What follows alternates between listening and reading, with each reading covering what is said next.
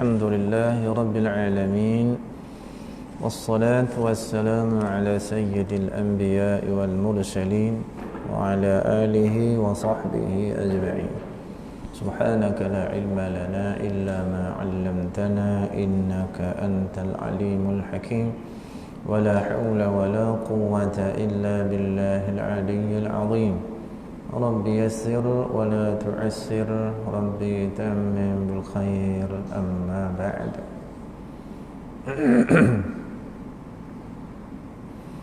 قال المصنف رحمه الله تعالى ونفعنا والمسلمين به بعلومه في الدارين آمين. عن أبي ذر رضي الله تعالى عنه قال قال رسول الله صلى الله عليه وسلم يا أبا ذر لأن تغدو فتعلم آية من كتاب الله خير لك من أن تصلي 100 ركعة ولأن تغدو فتعلم بابا من العلم عمل به أو لم يعمل به خير لك من أن تصلي 1000 ركعة. Daripada Abi Dzar radhiyallahu taala anhu, katanya Rasulullah sallallahu alaihi wasallam bersabda, wahai Abu Dzar, sesungguhnya apabila engkau pergi di waktu pagi, maknanya keluar rumah pada waktu pagi, untuk apa? Untuk belajar satu ayat daripada kitab Allah adalah lebih baik bagimu daripada mengerjakan solat sunat 100 rakaat. Dan sesungguhnya apabila engkau pergi di pagi hari, maknanya keluar dari rumah pada waktu pagi untuk belajar satu bab daripada ilmu agama, sama ada akan diamalkan atau tidak, adalah lebih baik bagimu daripada mengerjakan salat sunat 1000 rakaat. Baik, kita menyambung daripada kitab Martabat Ilmu dan Ulama. Hadis ceritakan kelebihan daripada ilmu. Masa yang sama menyebut kelebihan orang alim daripada orang abid. Orang alim orang yang faham ilmu agama, orang abid ni kuat ibadah tapi tak apa faham. Banyak orang buat ibadah dia tak apa faham apa yang dia buat, tetapi dia merasa dia alim, dia rasa dia handal, tapi sebenarnya tidak. Itu di antara manusia yang mudah ditipu oleh syaitan, kan? Jadi sebab tu kita kena tarikh belajar, tarikh belajar. Tak kira kita ni kedudukan kat mana, umur kita macam mana, sihat ke sakit ke, lagi mana ada kemampuan belajar sampai ke mati. Ya. Baik, dalam hadis ni Nabi memberikan nasihat kepada Abu Dzar radhiyallahu taala anhu tentang kelebihan daripada ilmu. Kalau kau belajar, keluar pada rumah, kau belajar satu ayatan min kitabillah, satu ayat daripada kitab Allah. Sebab yang ulama kata satu ayat maksudnya apa? Satu kepahaman daripada kitab Allah. Kepahaman apa? Sekian hukum haram, satu tu. Tu lebih baik daripada kau solat 100 rakaat tapi kau tak reti hukum hakam agama. Solat tu faham. Nah, sebab tu apa ramai orang ditipu syaitan dalam solat dalam solat kau nak tipu syaitan. Sehingga Nabi SAW memberikan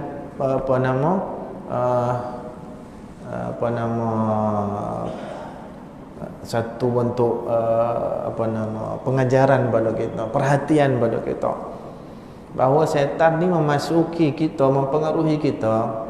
Yajri min ibni Adam majrad dam, masuk mempengaruhi manusia supaya jadi jahat, masuk melalui saluran darah dia. Itu tak heran orang jadi sakit.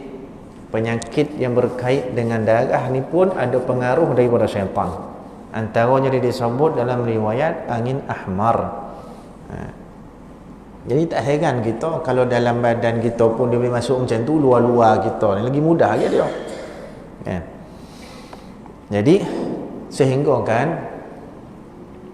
orang yang bukan tak tahu kebenaran, Nabi SAW, pak saudara dia tahu kebenaran, Abu Talib, dia bakal sudah, kan? Abu Lahab, kan? Abu Lahab tu ada kait mengait dengan dia, kan? Pak saudara dia, tapi tak terima kebenaran. Dia bukan tak faham. Nabi Nuh alaihi salam, Anak dia kan tak faham. Sampai dah turun hujan dah banjir nak tenggelam dah. Nuh alaihi salam kata, ya bunayya yarkam ma'ana wa la takum ma'al kafirin.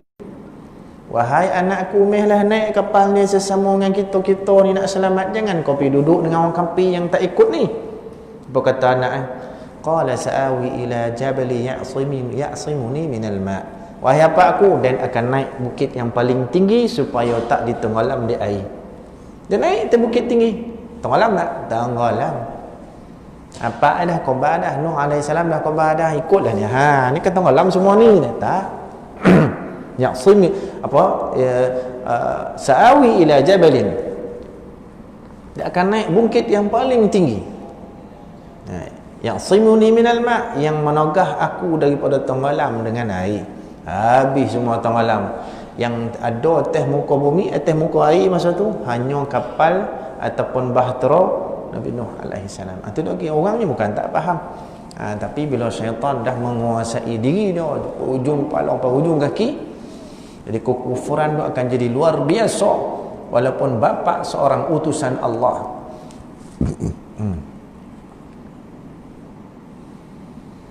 Jadi dia kata belajar. Satu lagi dia kata, wahai Abu Dzar, kalau kau keluar rumah, kau mempelajari satu bab daripada ilmu, lagi besar, lagi luas, lagi banyak. Kan? Tadi satu ayat, satu faham, satu hukum. Kan? Reti. Sebab tu beruntung. Dia kalau ulama dulu tuan-tuan kan, kalau tahu hukum halal haram ni satu benda, tahu halal, tahu benda ni haram, itu dia lebih bernilai, lebih mahal daripada segala-gala kekayaan yang ada di muka bumi bagi dia. Sebab orang yang tahu menilai dah akhirat tu lebih baik. Allah kata wal akhiratu khairun wa abqa, akhirat lebih baik. Wal akhiratu khairul laka minal ula, akhirat lebih baik pada dunia. Wal akhiratu khairul liman ittaqa, akhirat lebih baik bagi orang yang benar-benar bertakwa, dan sebagainya. Banyak ayat yang macam tu. Jadi dia pegang betul, makna dia akhirat lebih baik pada dunia, akhirat lebih mahal, jauh-jauh lebih mahal daripada dunia dan isi. Tahu satu perkara dalam hal agama, cukup bernilai tu. Baik, dia kata belajar satu bab daripada ilmu agama, baik tu pula umila bih aw lam yu'mal bih, sama ada kau amalkan dia ataupun tak amalkan dia. Belajar ni bab kan banyak. Bila satu bab banyak, bab contoh kalau bab fiqh ni bab solat umum, pecahan bab solat ni ada masuk bab solat sunat. Tak ada yo kita. Ada yang hebat, ada illa ma rahima rabbi, yang Allah pilih. Tahajud dah kat dia, duha dah kat dia, rawatib tak pernah tinggal, apa lagi solat sunat semua dibuat kan. Tapi orang awam macam kita tak ada daya kan. Ada yang boleh, yang tak ada daya nak baik macam mana, tinggallah. Lagi mana benda tu sunat. Jadi bab ni banyak, ada benda kita boleh buat, ada benda kita tak boleh buat. Sebab tu dia kata umila bihi aw lam yu'mal bihi, sama ada kau amal dengan dia ataupun kau tak amal dengan dia, dalam bab yang banyak kau belajar, khairul laka min an tusalliya alf rakaah, adalah lebih baik bagi kau daripada salat 1000 rakaat. Tapi bab-bab ilmu dia tak apa nak ambil tahu. Mayang. I'tikaf. Bagus tak? Bagus. Buat baik. Tetapi kita masih mudah untuk diselewengkan oleh syaitan. Masih mudah untuk disesatkan oleh syaitan. Dalam masjid, syaitan tak masuk masjid. Kan? Saya bukan kata masjid, dalam semayang dia masuk. Syaitan tak boleh kacau. Bukan tak boleh kacau kita waktu puasa, boleh. Syaitan bukan tak boleh kacau kita masuk buat haji dan seterusnya. Apa ibadah yang syaitan tak boleh masuk? Semua boleh. Tak ada yang tak boleh lah. Semua dia boleh masuk. Ya. Dia ganggu kita. Itu pentingnya ilmu. Itu pentingnya Nabi SAW sebut, naumu alimin khairun min alfi rak'ati abid, atau kama qal, salatnya mi'ati rak'ah, bukan alf. Tidur seorang alim lebih bagus daripada 100 rakaat orang jahil, orang abid jahil. 100 rakaat tu banyak. Tidur yang lebih baik. Bukan makna kita disuruh untuk tidur, tidak. Tapi nak menggambarkan tidurnya orang alim, dia masih lagi dalam tidur, dia masih lagi boleh tahu tidur dia ni tidur dikacau ataupun tidak ada syaitan, sehingga tidurnya jadi ibadah, kan? Tidur jadi ibadah. Tapi orang yang semayang walaupun 100 rakaat, dia masih tak sadar syaitan ganggu dia dah. Terbit ujub, dia tak sadar. Terbit riak, dia masih rasa tenang dengan riak tu. Ni masalah. Dia tak tahu dia dah buat riak tu, dia dah tahu. Dia tak tahu penyakit riak tu dah semakin lama semakin kembang. Semakin lama semakin menjadi-jadi tu. Apa jadi? Riak penghapus daripada segala amalan kita. Riak dengan hasad dongki, mana lebih bahaya? Bahaya riak lagi. Sehingga Nabi kata, ini syirik kecil. Aku tidak takut berlaku kepada umatku orang-orang yang mensyirikkan Allah Ta'ala. Sebab apa? Sebab ramai dah faham. Tapi yang paling aku bimbangi terhadap umatku syirik kecil. Sahabat tanya, syirik kecil tu apa? Riak. Riak dengan dongki, dahsyat riak lagi. Tak nampak? Tapi dalam masalah hasad, Nabi kata apa? Innal hasada ya'kulul hasanat kama ta'kulun narul hatab. Sesungguhnya hasad dongki memakan kebaikan kita seperti mana api bakar kayu api pun tinggal. Yang tinggal ada, tapi arang apa? Apa? Itu hasad dongki. Riak teruk lagi. Kalau hasad dongki macam tu, bayar riak habis, langsung tak ada apa tinggal. Beramal bukan senang, kecuali yang Allah Ta'ala kehendaki mudah, jadi mudah. Setiap amal kita Allah nakkan ikhlas, baru cantik amal tu Allah terima. Walaupun kecil, walaupun sikit, walaupun tak seberapa, tapi cantik itu dengan ikhlas. Cantik ya amal tu sampai ke Allah Ta'ala, cantik. Kalau solat, Nabi SAW sebut dalam hadis, orang yang solat kemudian dia angkat solatnya ke hadarat Allah, kemudian Allah Ta'ala kelemot, faham tak? Kelepet dia lebih-lepet, dia kelemot ni. Apa bahasa tu? Dia kelemot ni, dicampakkan balik ke muka orang yang semayang tu. Pasal apa? Ni masalah. Semayang tak ikhlas, semayang buat lebih kurang, semayang riak, macam-macam penyakit lah. Sebab tu penting kita belajar bab semayang dan apa-apa saja berkait dengan dia supaya semayang kita jadi sempurna. Ibadah yang paling besar sekali, tunjang kepada segala ibadah yang lain, semayang. Kena belajar betul bab semayang ni, zahir dan batin. Macam mana kita nak dapat kemuncak kepada kesempurnaan zahir semayang dan juga batin semayang kita, dua-dua kena usahakan. Tak boleh. Sebab tu tengok ya, semayang tu besar dah. Yang berkait dengan semayang apa namanya? Taharah. Syarat kepada nak sah semayang kita tu taharah. Syarat sah daripada solat tu banyak kan? Salah satu taharah, tutup aurat, ngadap kiblat dan sebagainya. Taharah tu pula dia pecah tiga. Taharah tu suci, suci tubuh badan, suci pakaian, suci tompek semayang kita.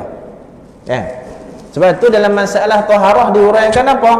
Qada hajat, bersihkan diri daripada qada hajat. Sampai dibahaskan Nabi SAW kata, tanazzahu minal baul fa inna ammata adabil qabri minhu. Nabi kata, bersihkan diri kamu daripada kencing. Berak tak cerita lagi, berak tak cerita, dia kencing ya. Nabi kata, bersihkan diri kamu daripada kencing, kerana sesungguhnya kebanyakan adab kubur itu disebabkan kencing. Sebab tu Nabi ajar kencing tu macam mana? Tuan-tuan pernah belajar tak? Minta maaf sebutlah, bukan saya nak berbaru yang tuan-tuan tak reti tak. Kita tiap-tiap hari kencing, sebab tu kami tahu berak kencing berkait dengan bagaimana solat kita jadi nanti ni. Sampai dia ajar kencing tu macam Nabi ajar supaya kencing kita tu borekkan punggung kita tu di kaki kiri. Macam mana nak buat tu? Rata-rata cara berak kita dalam rumah bukan cara sunnah. Akhirnya kalau tidak melakukan secara sempurna sunnah, tu berkait dengan benda-benda taharah yang tak betul ni. Itu padahal nak buat alas semayang ni, kan? Cara duduk mangkuk tu kita tak betul. Cara nyangkung, kalau zaman nyangkung pun tak betul. Kan? Minta maaf dah sebutkan, alang-alang nyebut ni cara Nabi kencing di mana, berak kencing je no. Sebut dah, mudah-mudahan ada manfaat kita sama-sama. Ni cara Nabi berak kencing macam ni. Disebut dalam kitab fiqh. Kaki kiri belakang, kaki kanan depan macam ni. Ni cara. Itu tunduk, dia bukan tokak nak macam ni. Ni cara berak. Cara kencing pun sama. Orang lelaki perasan tak? Kalau baik cara macam ni, kau amal lah balik rumah, tapi jangan jaban duduk tu buat macam ni. Besok masuk kuat 7A. Buat macam ni kan? Macam ni. Pasal apa? Pasal minta maaf sebut pistol kita tu ke bawah habis itu yang kita punya kencing lawai habis. Kalau kita duduk, kita nyangkung lagi mencacak kereta. Itu yang tak habis tu. Sebab tu dia khabar lepas kita kencing istibrak. Apa makna istibrak? Istibrak bagi lawai kencing tu bagi habis keluar semua. Pertama dengan berdehem, nombor dua dengan urutkannya dengan jari dengan jari tangan kiri, dengan jari telunjuk dan jari telunjuk bawah, jari ibu jari keteh diurutkan 3 kali. Jangan diurut-urut muntah dah. Jadi kita urut bagi habis dia punya kencing. Cara duduk cara urut cara berdehem pun ada. Berdehem tu tu bukan itu tokak gata dia berdehem macam tu. Satu taman dong ada hem tak kau keluar lagi kencing dia berdehem tu, berdehem kat sini bukan berdehem itu kat sini. Sini berdehem masuk kita kata tokak, berdehem kat sini. Dehem sini ni ambil nafas. Macam tu. Macam tu bukan tu bukan. Ni kat sini pergi. Tu kencing pun keluar. Berak pun sama. Macam tu cara duduk Kita cara makan ni sunnah, cara berak fail. Kan? Cara makan. Dia kau tanya dia kan cara sunnah ni cina. Cara duduk cara sunnah okeylah. Pasal apa di antara hikmah cara duduk, cara Nabi, cara sunnah makan sebab dia mengawal makan kita. Bila dah terapunnya dia tersopit kesnya ni dia kata tak adalah banyak makan, tapi kita tengok cara sunnah duduk pun 2 dulang ya habis dia banyak sikit tu atas kita kan. Kalau perut dia mori selera pula tokak elok tajam kan. Apa yang lintih selesai. Tapi betul bapa, ini masalah ilmu tu kan. Ni betul nak kena belajar. Saya pun masih belajar lagi, bukan kata anda ni ngoban orang dia tu anda pun memang tak anda sama kita. Memang tak ada, tapi kita kena belajar. Sama-sama kena belajar, Masalah berak kencing pun tak selesai. Macam mana masalah kita nak buat semayang ni? Semayang kita menghadap Allah Ta'ala macam mana? Kan? Macam mana masalah orang kencing berdiri? Kalau darurah tak apa. Kan? Tu kadang-kadang kita tak sadar. Kan? Dah lah kencing berdiri. Kadang-kadang basuh pun tak sempurna. Minta tak macam tu aja. Terpercik pula dekat seluar tu. Lebih tahu dia buka zip ni, tertongah aja. Keluarlah kan.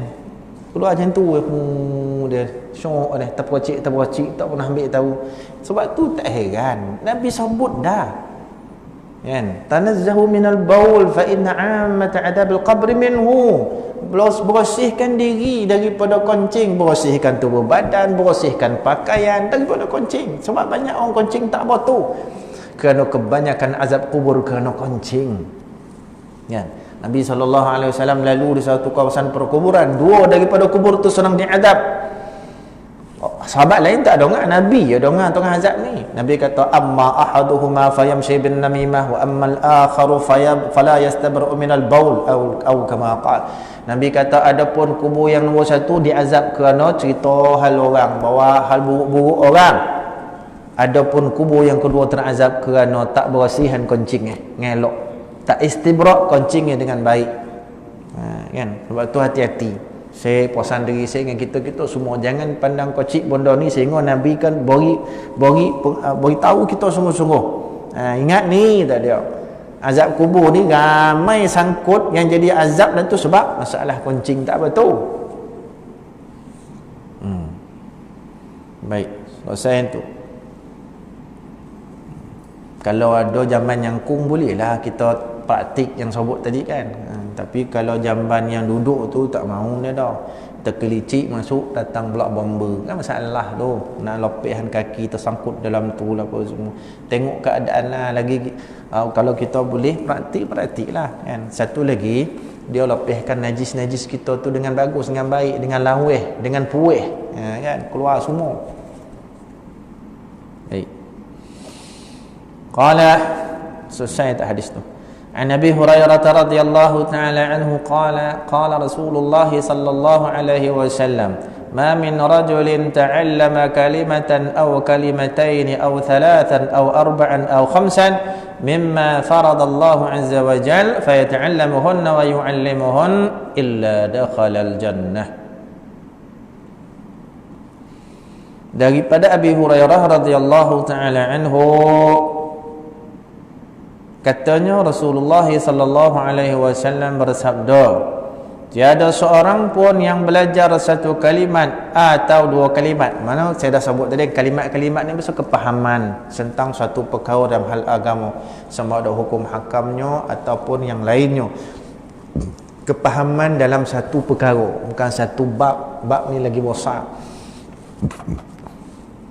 Ya, satu kalimat atau dua kalimat atau tiga, empat atau lima daripada perkara-perkara yang difardukan oleh Allah Ta'ala. Contoh hebat semayang, apa dia rukun-rukun semayang? Dah tiga boleh tu kan, tahu kita tiga. Hari Senin belajar tiga, hari Selasa belajar tiga, tu sikit-sikit belajar tu kan, tiga, empat, lima dan sebagainya daripada perkara yang difardukan oleh Allah Ta'ala yang maha mulia lagi maha agung, kemudian masih terus juga mempelajarinya serta mengajarkannya, melainkan pasti dia masuk syurga.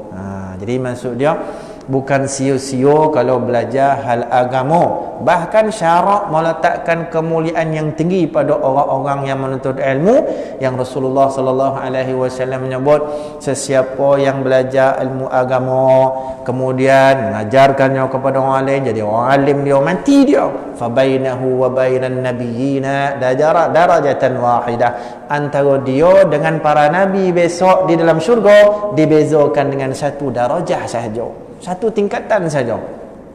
Bukan makna satu tingkat satu, tingkat dua, tak.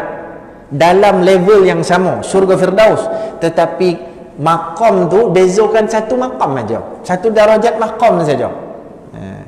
Kan sebab tu Allah Subhanahu wa taala sebut dalam Al-Quran, may yuti'illaha war rasul fa ulaika ma'al ladzina an'amta 'alaihim minan nabiyyin was-siddiqin wasyuhada was-salihin wa hasuna ulaika rafiqa. Ayat ini turun kepada salah seorang sahabat yang komplain dekat Nabi sallallahu alaihi wasallam, ya Rasulullah, kami tahu kedudukanmu sangat mulia, kami tahu kedudukanmu dijamin segala-gala kebaikan di akhirat. Kami ni tak ada silap, ada dosa, ada kan. Jadi hari ni kata dia kan, masa dia pergi jumpa tu sebab dia sangat rindu kat Nabi. Dia pergi jumpa Nabi, terubek rindu kan. Jadi dia kata, oleh kerana rindu dia tu, dia pergi jumpa Nabi, hilang rindu dia pun komplain, ya Rasulullah, hari ni kalau dia rindu bona nak jumpa kau, dia datang dapat tatap wajah kau, dapat berbicara dengan kau, dapat bona manfaat daripada apa yang kau sampaikan. Tapi besok di akhirat tah dia jumpa kau, tah kau tidak dengan kau besok, sebab level kau tinggi kan, istimewa Allah dah tentu bagi kau. Surga tu level handa mana Firdaus atas tu kan. Walaupun katalah masuk syurga tapi level tak sama, dan tetap tak maksud dia tak puas hati lah, sebab dia rindu nak jumpa, tak boleh. Macam mana ya Rasulullah? Macam tu sekali sahabat.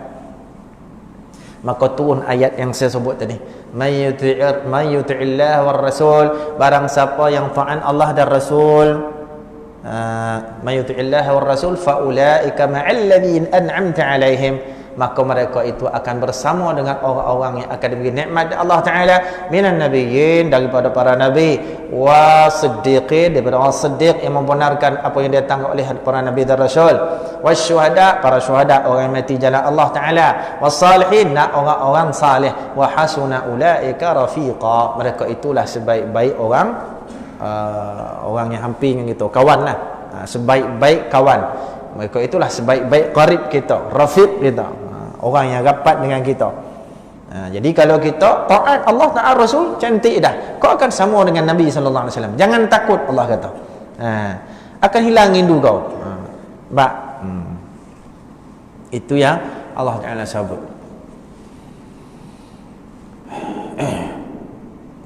Satu kalimat ataupun 3, 4, 5 dan sebagainya daripada ini fardu dari Allah Ta'ala. Kemudian terus lagi mempelajari serta mengajarkannya, melainkan pasti dia masuk syurga. Pasal apa? Di antara riwayat hadis menyebut orang yang mati dalam keadaan belajar ataupun mengajarkannya kepada orang lain ilmu yang dia pelajari, ataupun kedua-duanya, matinya dianggap mati syahid. Yang syuhada disebut dalam hadis yadkhulunal jannata bighairi hisab, yang masuk syurga tanpa hisab. Bahkan besok di akhirat dia boleh memberi syafaat kepada orang yang lain yang dah kalau mahkamah tu dah kotuk lah, mam masuk penjara, yang ni kotuk lah, mam masuk neraka, syuhada bila datang, tak, ya Allah tolong tarik masuk syurga, boleh.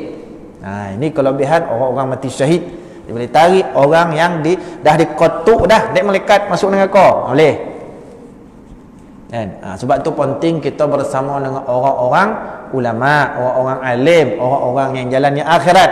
Kalau kita tak ada kawan, tak ada kenalan, tak ada guru, kan, orang-orang yang jalan akhirat, payah kita besok di akhirat. Sebab ni golongan di antara yang boleh beri syafaat, kan.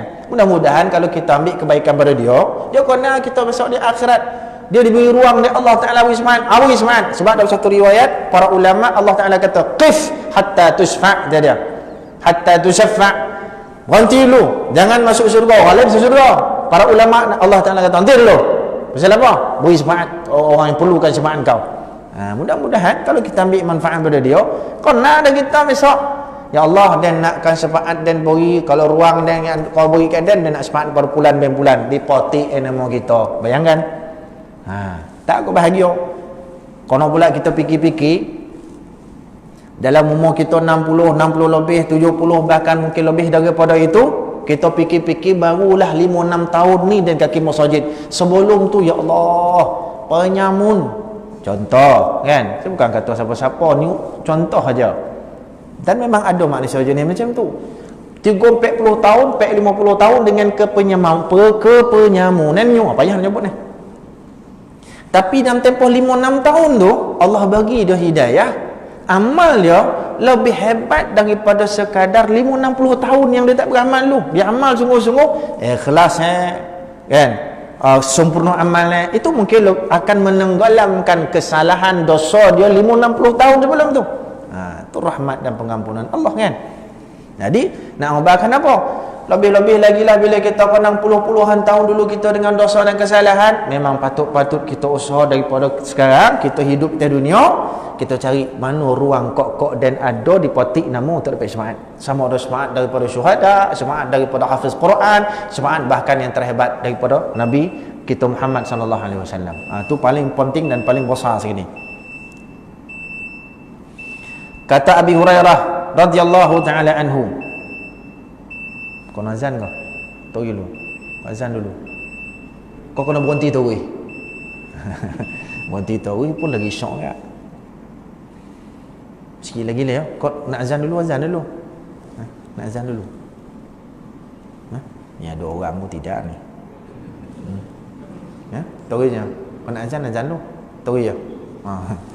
Malih pula ada. Gaji jalan. Baik ya. Kata Abu Hurairah radhiyallahu taala anhu, sejak aku mendengar hadis ini, kata dia, daripada Rasulullah sallallahu alaihi wasallam, aku tidak pernah lupa barang satu hadis pun kerana aku sangat-sangat menjaganya.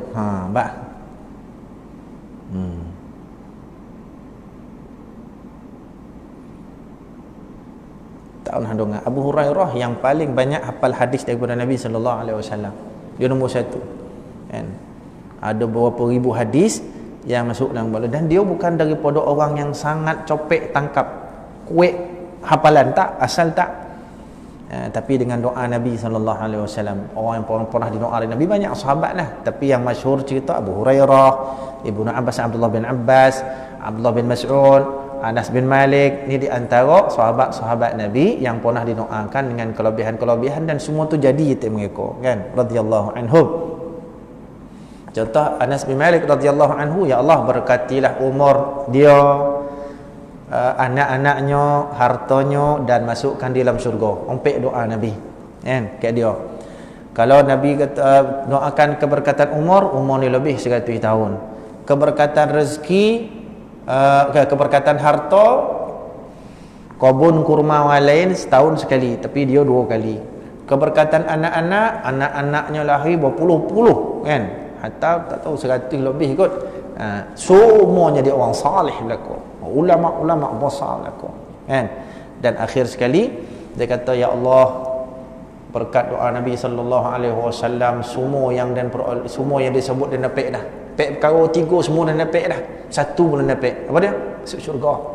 Dan tidak boleh aku capai semua tu melainkan dengan mati. Minta mati dah, dah lama hidup dah. Lepas berapa masa yang singkat meninggallah dia radhiyallahu taala anhu. Itu di antara kan doa Nabi SAW kepada Abdullah bin Abbas, Allah mufaqihu fid din wa 'allimhu ta'wil. Ya Allah, berilah Abdullah bin Abbas ini orang yang faqih tentang agama, dalam pengetahuan agamanya, dan alim tentang takwil Al-Quran. Sebab itu kalau kita belajar tafsir Quran, kebanyakan nama sahabat yang berkait dengan tafsiran yang hebat, Abdullah bin Abbas radhiyallahu taala anhuma. Qala an Abi Hurairah, ni hadis last sekali. Qala an Abi Hurairah radhiyallahu ta'ala anhu anna an-nabiy sallallahu alaihi wasallam qala afdalus sadaqah ay yata'allama al-mar'u al-muslimu 'ilman thumma yu'allimhu akhahu al-muslim. Wa fi riwayatin ma tasaddaqa an-nasu bi sadaqatin mithla 'ilmin yunshar. Ini cerita sedekah. Maknanya sedekah itu bukan hanya sekadar mengeluarkan sebagian harta kita semata, tapi ada juga jenis sedekah-sedekah yang bukan berbentuk harta benda. Ada sedekah dengan Nabi kata kalimah tayyibah, perkataan yang baik-baik, yang elok. Ada lagi sedekah, bahkan hadis menyebut seafdal sedekah ilmun yunshar, berikan orang ilmu, ajarkan orang ilmu, kepahaman tentang agama. Itu seafdal sedekah. Jadi sedekah ni banyak bentuk. Bahkan ada lagi hadis Nabi kata tasbih itu sedekah, zikir, tahmid itu sedekah, takbir itu sedekah. Inna likulli tasbihatin sadaqah wa kulli tahmidatin sadaqah wa kulli tahlilatin sadaqah wa kulli takbiratin sadaqah wa kulli amrin bima'rufi sadaqah wa kulli nahyin 'anil munkari sadaqah. Semua sedekah tu. Tasbih sedekah, tahmid sedekah, tahlil sedekah, takbir sedekah. Mengajak orang pada perkara makruf sedekah, menogah orang daripada perkara mungkar sedekah. Banyak cerita sedekah. Dan ada riwayat yang lain, apa bahasa kita, ada tengah jalan yang menghalang jalan ni, kita ketepian. Apa nama bahasa kita kan? Dalam bahasa hadis disebut imatatul adha 'anit tariq sedekah. Apa nama, apa bahasa kita payah ni, bondo sonang ni ya. Jalan, ada jalan raya, ada bondo yang melintang ke pokok menghalangi jalan, kita kena tepian. Simple je. Nabi kata pahala sedekah. Kan? Ni afdal sedekah. Dapat kita faham satu kepahaman ilmu, dan bukan semestinya kena jadi tok guru. Kan? Itu kalau jadi bonus lah bagi kita. Alhamdulillah. Apa yang kita faham? Mana kita faham malam ni, contoh belajar satu bab daripada ilmu lebih baik daripada salat 1000 rakaat. Balik rumah, kau bangun rumah kita, termasuk dalam makna hadis sedekah kat kita. Mana? Bahkan sedekah yang paling afdal. Nabi SAW secara umum sebut dalam hadis qudusi, Allah Ta'ala firman, wajabat mahabbati lil mutahabbina fiyya wal mutajalisina fiyya wal mutazawirina fiyya wal mutabadilina fiyya, atau kama qala. Nabi SAW kata, Allah firman, hadis qudusi, pastilah seseorang itu akan memperoleh kasih sayangku yang berkasih sayang kerana aku, yang duduk dalam satu majlis itu kerana aku, macam tuan-tuan, dan yang menziarahi kerana aku, dan terakhir yang menyumbangkan sebahagian hartanya kerana aku. Itu akan dapat kasih sayang Allah Ta'ala. Menyumbang tu apa? Bukan sekadar harta benda, mutabadil. Termasuk juga ilmu yang kita sampaikan kepada seseorang. Hadis yang lain Nabi pernah menyebut sallallahu alaihi wasallam, ballighu anni walau ayah, sampaikan daripadaku walaupun satu kepahaman agama, satu benda. Ni haram ni, sampai ke orang. Dapat itu maksud balighu anni walau ayah. Ni halal ni, boleh ni, harus ni, sunat ni dan sebagainya. Dapat kita sunnah yang kata Nabi katakan sampaikan daripada aku yang kita belajar daripada tok guru, yang tok guru belajar tu asal usul poi halus-halus hujung daripada Nabi sallallahu alaihi wasallam, termasuk dah dalam makna balighu anni walau ayah, sampaikan daripada aku walaupun satu ilmu, satu kepahaman ilmu. Hadis yang lain Nabi sallallahu alaihi wasallam bersabda, afdalul ibadati al-fiqhu, seafdal ibadah adalah memahami agama. Agama tu apa? Agama tu banyak, kan? Bukan agama tu banyak, benda tak. Agama tu satu, kepahaman, pelajaran, ilmu-ilmu kait dengan Islam ni banyak cabang ilmu tauhid. Zaman Nabi tak ada lah pecah-pecahan cabang ni, memudahkan kita sebagai umat selepas pada tu. Maka di bolah-bolah dek para ulama memudahkan kita belajar. Sehingga kalau hari ni masuk universiti ada kuliah syariah, kuliah usuluddin, kuliah tafsir dan sebagainya, dibahagi-bahagi pula. Tapi sebenarnya dia kena belajar semua. Tapi oleh kerana kita tak terdaya, dik sikit-sikit. Ada ilmu fiqh, ada ilmu tasawuf, ilmu tauhid, ilmu tafsir dan sebagainya. Itu semua kita perlu belajar. Mana yang terdaya lah. Jangan duk menganggur dalam ilmu dalam agama kita. Menganggur ni bukan tak ada kerja, menganggur ni tak ada ilmu, kan? Kalau bahasa kita, bahasa masyarakat kita, menganggur ni tak ada kerja. Ada bahasa hadis, menganggur tak ada ilmu. Tu lebih teruk daripada tak ada kerja. Jahil lebih teruk daripada miskin, kan? Jahil sebab buka ruang yang mudah untuk dia campak dalam neraka, waliyadzubillah. Tapi kalau miskin, kebetulan miskin faham agama, dia tak ada keistimewaan dari sudut harta benda saja, tapi dia tahu mengurus diri dia untuk jadi redha dengan apa Allah jitih dia. Dia miskin, dia reti untuk redha, bahkan dia reti untuk syukur. Bahkan dia boleh faham sebalik daripada hikmah Allah beri miskin. Okey, tangan ya Allah, ni semua kebaikan yang telah kau beri pada Den. Kalaulah kau takdirkan Den kaya, mana tahu Den bukan orang yang faham agama, mana tahu Den bukan kaki masjid. Kalau kau jadi Den kaya, mana tahu Den lah orang yang paling kufur seumpama Qarun masa zaman Musa AS. Dia boleh sebut benda tu, kan? Dia pandai, dia faham nak kaitkan apa yang Allah tetap atas diri dia dengan hikmah sebaliknya. Tapi kalau orang jahil, tu dia akan mudah jadi kufur, mudah dia jadi menyalah-nyalahkan Allah Ta'ala dan takdir. Wal'iyadzubillah. Wallahu alam. Jadilah ya, tak boleh lama-lama SOP. Baru ni semua masjid takwa kena ambush, kan? Polis datang, KKM sampai, dia cek lah, tak adalah dia marah-marah, dia nak bagi tahu jaga SOP. Dan sekarang dah kan banyak dah jadi, kan? Sebab tu saya ada bawahannya, kau takut sampai toy naik, kan? Padahal tak. Semua berlakon kau kan tak. Ni cuma jelah kalau tutup macam mana nak bercakap, kan? Takut tuan-tuan lolap ya. Jadilah ya, mudah-mudahan beri manfaat kepada kita semua, yang baik daripada Allah, kurang daripada kelemahan dia. Sallallahu alaihi wasallam Muhammad wa ala alihi wa sahbihi wa baraka wa sallam. Subhanakallahumma wa bihamdika asyhadu an la ilaha illa anta nastaghfiruka wa natubu ilaik. Allahumma arina al-haqqa haqqan warzuqna ittiba'ahu, arina al-batila batilan warzuqna ijtinabah. Allahumma faqihna fid din wa 'allimna ta'wil. Allahumma rabbana zidna 'ilman warzuqna fahma. Allahumma ij'al jam'ana hadha jam'an marhuma wa tafarruqana min ba'dihi tafarruqan ma'suma. Wa sallallahu ala sayyidina maulana Muhammad wa ala alihi wa sahbihi wa baraka wa sallam. Walhamdulillahi rabbil alamin. Assalamualaikum warahmatullahi